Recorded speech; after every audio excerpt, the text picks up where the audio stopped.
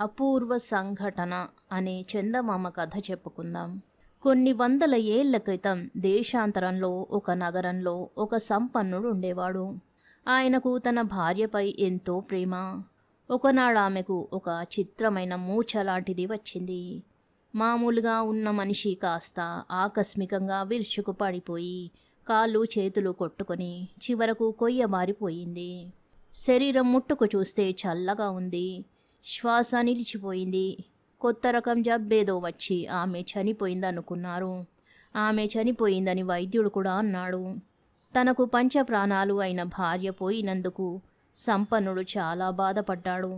ఆమెను శవపెట్టికలో పెట్టేటప్పుడు అతను ఆమె చేతికి ఒక రవ్వ ఉంగరం పెట్టాడు.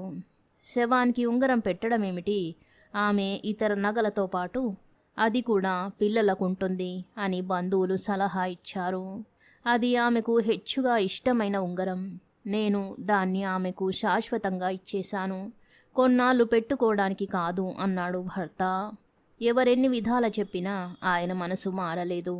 శవపేటికను చర్చికి పట్టుకుపోయి అక్కడి ఆవరణలో తన భార్యను సమాధి చేయించి పుట్టెడు దిగులుతో భర్త ఇంటికి తిరిగి వచ్చాడు. ఉత్తర క్రియల సమయంలో శవపేటిక పైన మూత వేసేటప్పుడు శవం చేతికున్న రవ్వ ఉంగరం ఒక మనిషి కంటపడింది. అతను చర్చిలో శవాలను సమాధి చేసే పని చూస్తుంటాడు.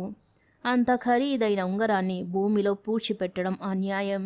అమ్మితే దానికి బోలెడంత ధనం వస్తుంది అనుకున్నాడా చర్చి నౌకరు. ఈ ఆలోచన క్రమంగా ఆశగా పరిణమించి ఆ ఉంగరాన్ని కాజేయాలన్న నిర్ణయం రూపం దాల్చింది. అతను రోజల్లా ఈ విషయమే ఆలోచిస్తూ ఆ రాత్రి చీకటిలో ఎవరికీ తెలియకుండా చర్చి ఆవరణలో జొరబడి పై మట్టి తవ్వి శవపేటికపై మూత తెరిచాడు. అతని చేతిలోని లాంతరు వెలుగులో ఉంగరంలోని రవ్వ దగదగ మెరిసింది. శవం చేతి నుంచి ఆ ఉంగరం తీద్దామని అతను తన చెయ్యి చాస్తూ ఉండగా శవం చెయ్యి కదిలి తడుముకుంటూ పెట్టె అంచును పట్టుకున్నది. శవం పెట్టెలో నుంచి లేవడానికి ప్రయత్నిస్తున్నట్టు కనబడేసరికి ఆ దౌర్భాగ్యుడు తన చేతిలోని లాంతరు అక్కడే జార విడిచి కాలి సత్తువ కొద్దీ కంగారుతో పారిపోయాడు. లాంతర్ కింద పడి ఆరిపోయింది. నిజానికి సంపన్నుడి భార్యకు వచ్చినది ఒక రకమైన మూర్ఛేగాని జబ్బు కానే కాదు. చర్చి నౌకరు శవపేటికపై మూత తెరిచే సమయానికి ఆమెకు స్ఫురణ రాసాగింది. త్వరలోనే ఆమె శవపేటికలో లేచి కూర్చున్నది. చుట్టూ చీకటి. తనకు ఏమైనది, తాను ఎక్కడ ఉన్నది ఆమెకు కొంతసేపు అంతు చిక్కలేదు. తన వంటికి శవాలకు చుట్టే గుడ్డ చుట్టి ఉండడము, ఎదురుగా చర్చి శిఖరం ఎత్తుగా కానరావడము చూసి ఆమె జరిగినదేమిటో గ్రహించగలిగింది. ఆమె తనకు చుట్టి ఉన్న గుడ్డను తీసి పారేసి లేచి నిలబడి, నేను చచ్చిపోయాననుకుని పాపం నా భర్త ఎంత దుఃఖించి ఉంటాడో, పిల్లలు ఎంత కలతపడి ఉంటారో అనుకున్నది. ఆమెకు త్వరగా ఇంటికి వెళ్ళి పడాలనిపించింది. కానీ ఆమె శరీరంలో బలం చాలా తక్కువగా ఉన్నది.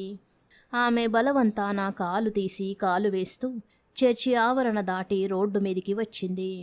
ఎవరైనా సాయపడి తనను ఇంటికి చేరుస్తారేమో అనుకుంటూ రోడ్డు మీదికి వచ్చింది. రోడ్డు నిర్మానుష్యంగా ఉన్నది. చలి కూడా జాస్తిగా ఉన్నది. ఎంతో ప్రయాసతో ఆమె తన ఇంటికి చేరుకునేసరికి సింహద్వారం మూసి గడియపెట్టి ఉన్నది. ఆమె చాలాసేపు బాదిన మీదట ఇంటి నౌకర్లలో ఒకడు లేచి వచ్చి తలుపు ఒక అంగుళం తెరిచి బయటకి చూసి, ఎవరు నువ్వు? దుఃఖంలో మునిగి తేలుతున్న ఇంట్లో ఎవరైనా ఇట్లా తలుపులు బాదుతారా అన్నాడు. నేనేరా, మీ యజమానురాలిని, నన్ను లోపలికి రానివ్వరా బాబూ అన్నదామె. నౌకరు తన చేతి దీపం బయటపెట్టి దాని వెలుగులో తన యజమానురాలిని గుర్తించాడు. ఆమె ముఖం పాలిపోయి ఉన్నది, కానీ దయ్యంలాగా కనబడలేదు. అయినా వాడు మందమతి. పొద్దున చనిపోయి సమాధి కూడా అయిపోయినా తన యజమానురాలు అర్ధరాత్రి వేళ ఎలా సజీవంగా ఉన్నదో వాడికి అర్థం కాలేదు. నువ్వేననుకో దొరసాని, కానీ నిన్ను పాతి కూడా పెట్టారు కదా, నువ్వెట్లా అవుతావో తెలియడం లేదే అన్నాడు వాడు. నేనేరా, లోపలికి రానివ్వరా అని ఆమె ఆక్రోశించింది. చివరకు వాడు తన యజమానికి సంగతంతా చెప్పి ఆయన ఏం చెయ్యమంటే అది చేద్దామనుకున్నాడు.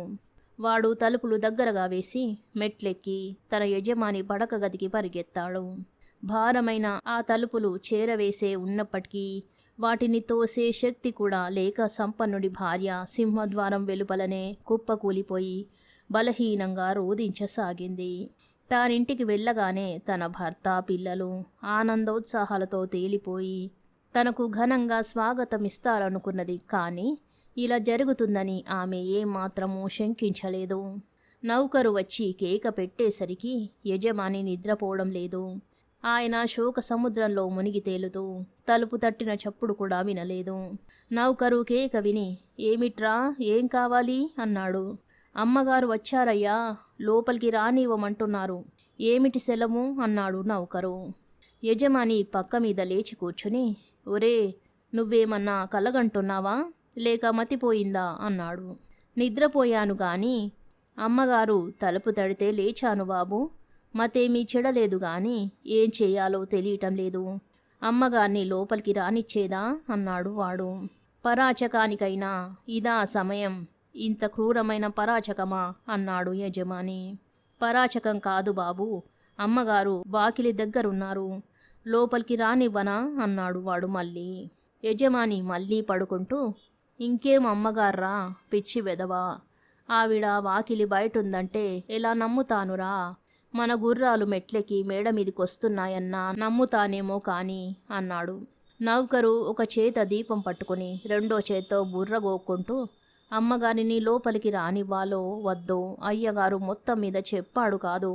ఇంతలో వాడికి మెట్ల మీద పెద్ద చప్పుడు వినిపించింది. నౌకరు లాంతరు తీసుకుని మెట్ల దగ్గరికి పరిగెత్తుకుంటూ పోయి చూసేసరికి యజమానికి గల 2 తెల్ల గుర్రాలు మెట్లెక్కి వస్తుండడం కనిపించింది. వాడు యజమాని దగ్గరికి తిరిగిపోయి బాబూ బాబూ, మన గుర్రాలు మెట్లెక్కి మేడ మీదికి వస్తున్నాయి అన్నాడు కంగారుతో. మెట్లు కొయ్యవి. 2 గుర్రాలు వాటిపైకి ఎక్కి వస్తుంటే అయ్యే చప్పుడంతా ఇంతా కాదు. యజమానికి ఇంకేమైనా సందేహం ఉంటే గుర్రం సకిలింపు కూడా వినిపించింది. యజమాని పక్క మీద నుంచి చివాలున లేచి నౌకరి చేతి లాంతరు లాక్కుని గబగబా కిందికి దిగి వెళ్ళాడు. సింహద్వారం బార్లా తెరిచాడు. బయట చీకట్లో మొదట ఎవరూ లేనట్టే ఉంది. సన్నని రోదనం వినబడి కిందికి చూస్తే ఆయనకు తన భార్య కుప్పకూలి ఉండడం కనబడింది. గుండె దడదడలాడుతూ ఆయన తన భార్యను తన చేతులలో ఎత్తుకుని లోపలికి తెచ్చి ఉపచారాలు చేశాడు. తెల్లవారేసరికల్లా ఆమె మామూలు మనిషి అయింది. ఆమె ప్రాణాలతో తిరిగి వచ్చినందుకు పిల్లలు, బంధువులు పొందిన ఆనందం అంతా ఇంతా కాదు. కథ సమాప్తం.